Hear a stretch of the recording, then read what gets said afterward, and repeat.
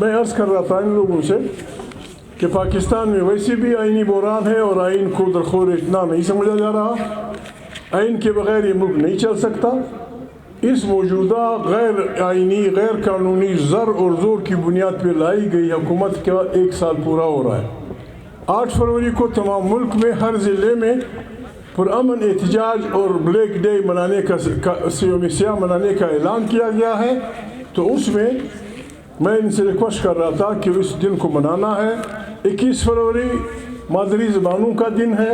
اس میں نے ریکویسٹ کی تھی جن کی کوئی بھی مادری زبان ہو، فارسی ہو، ازبکی ہو، ہزارگی ہو، فلانا ہو، وہ مہربانی کریں اپنے مقالے تیار کریں.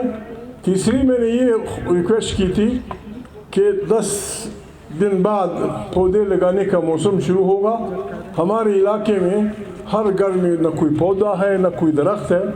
اگر صرف وضو کے پانی کے لیے مرد اور عورتوں کے لیے گھر میں 2 پودے بھی لگائے جائیں تو ہماری آبادی بالکل اس میں لاکھوں درخت، شاید 50 لاکھ سے بھی زیادہ ہو. یہ میں نے ریکویسٹ کی. داغے خلاف احتجاج کیجیے پکار بدی کی مشکلات کا برخواہ ہو مشکل کو درخت پکار شفار ضلع کی ہر ضلع ورگی ناس دي. دویم وقت ډېر شو خلکو ډېرې ښې مقالې وړاندې کړې. 21 فروری په جهان کې د مورنۍ ورځو ورځ ده، مورنۍ ژبو ورځ ده.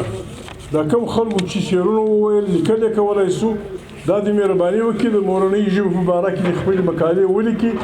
بیا چې پارټي کوم کار کوي په هغه دې ګډ سي.